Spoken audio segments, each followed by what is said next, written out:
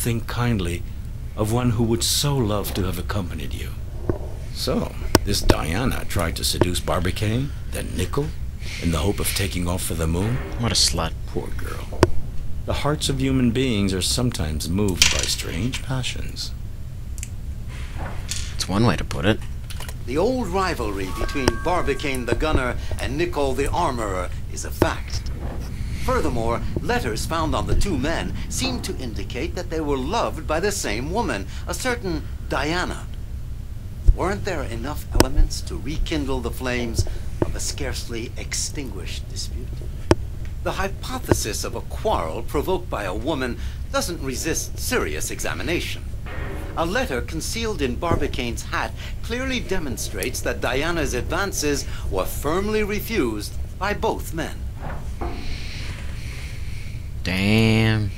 She got rejected. Ha ha ha ha.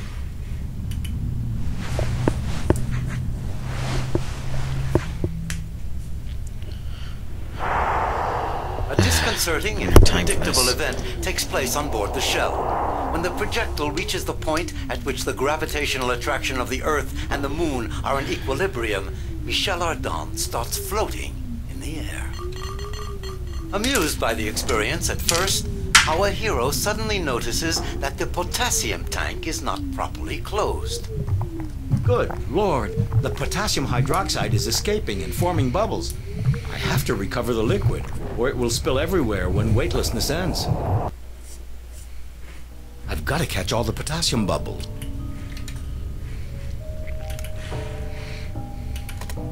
So for those of you who don't know, potassium hydroxide is used to eliminate carbon dioxide from the air.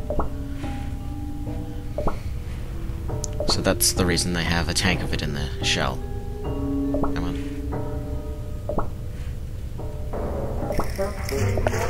Michel Ardan has captured the last bubble just in time. Weightlessness comes to an end. He returns the potassium to its tank and closes it hermetically with an improvised cap. Whew. The carbon dioxide level is going down. The potassium tank is filled and closed. I shouldn't have any more trouble with that. The end of weightlessness indicates the shell is coming closer to the moon. Hooray. If everything goes as planned, Ardan will soon land on its surface. I'm very close to the moon. I'm practically grazing it. I'm going to make it. Oh no! I missed it! Uh-oh. What are you gonna do now? I can't see a thing. Am I in orbit behind the dark side, or adrift in the infinite void? No more sun, no more heat. Alright, it's very possible that my capsule is lost in space, but let's be positive about this. Besides dying, what other misfortune could happen to me? And death is just one more journey. Yeah, think positive. That's positive, yeah. Yep. You got the rooster for company, that's positive. It's always a good thing, right? Just gonna go ahead and get rid of this. I can't keep the window...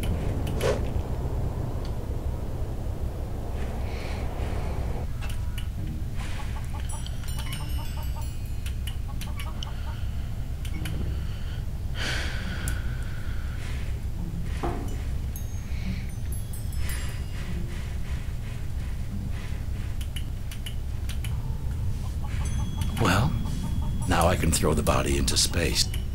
Can opener.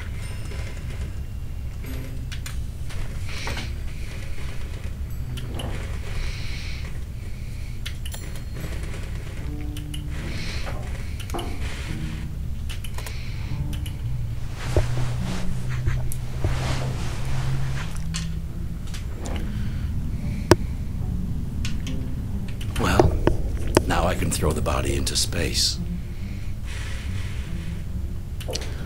Also, I was explaining something, game. A dazzling flash attracts Ardan's attention.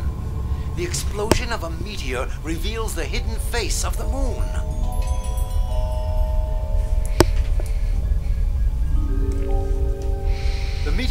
passage has altered the shell's trajectory. At last, the projectile begins its descent to the lunar surface.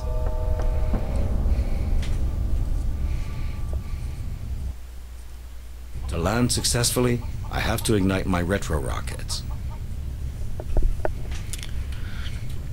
Okay, back to what I was saying. The oxygen feed is functioning correctly. This is no time to change the settings. That is chlorate of potash, and when heated, it generates oxygen. If you didn't know that, you do now.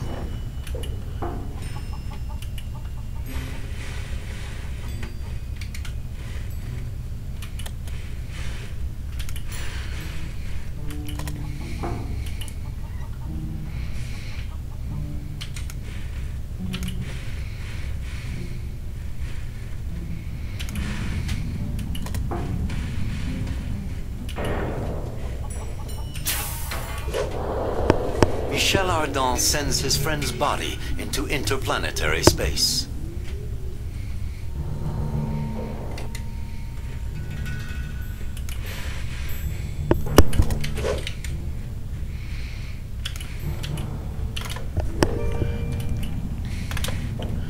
Gunpowder. And we put that in there.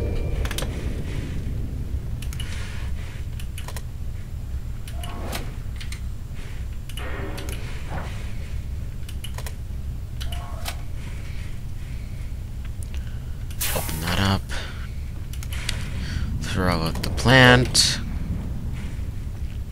Throw out the belt.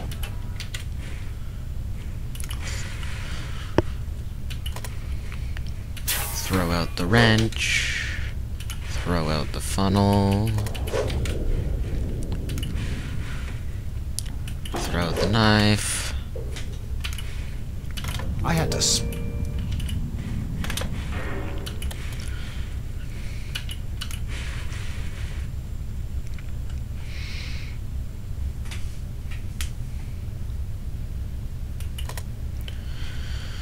throw out the rifle.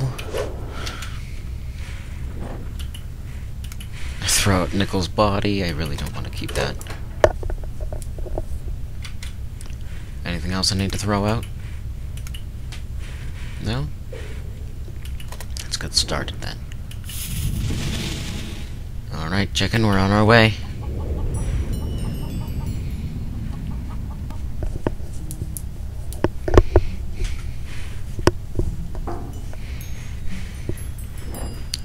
Anything else I need to get from here? I've got enough. I've got enough. This wine is surely excellent, but the death of my companions has also killed off my desire to drink.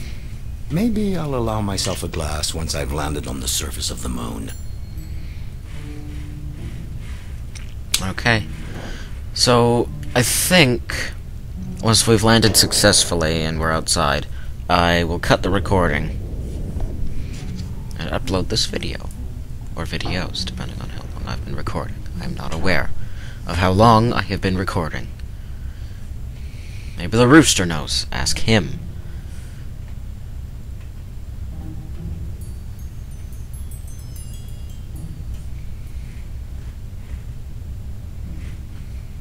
Retro rockets.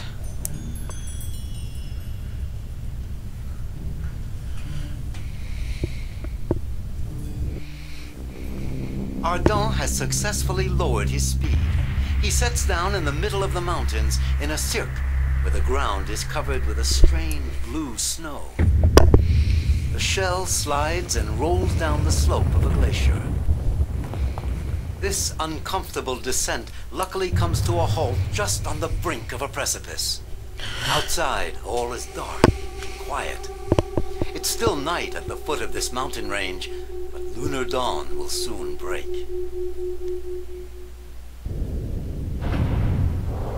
Ardan opens the door of the shell, closes it again right away. There's no air outside. So, does the moon not have an atmosphere? Ardan can't believe it. He didn't take a long trip like this to stay cooped up in an aluminum prison. But now the first rays of the sun arrive at the foot of the mountains. The blue snow starts to melt. For that matter, is it really snow that's boiling this way? No, it's solidified air which is defrosting in the heat of the day. Hooray! While the atmosphere covers the ground with a denser and denser cloak, vegetation sprouts and grows at an extraordinary speed. Hooray. I should be able to go out now. Okay. Let's go. Hooray! The moon is mine. I think I'll explore this crater where chance has cast me. Then I'll try to climb the surrounding mountains. Yes. Incredible brightly colored plants, diffuse light, pungent odors. What a vision! This is stranger than any poet's wildest dream. It sure This is. is the stone that stopped my shell right at the edge of the precipice. It looks as if it were sculpted. Could there be intelligent life on the moon? Of course there is. An insect? You wouldn't be here if there wasn't. Where did that blasted bug go? I can't hear it anymore. Oh well. Let's just sample this fruit. A lunar fruit. Is it good to eat? I'd really like to taste it. Hello? Nice to meet you too. Alright, that's all for today. Goodbye, everybody. And when we come back, we will explore the rest of the crater.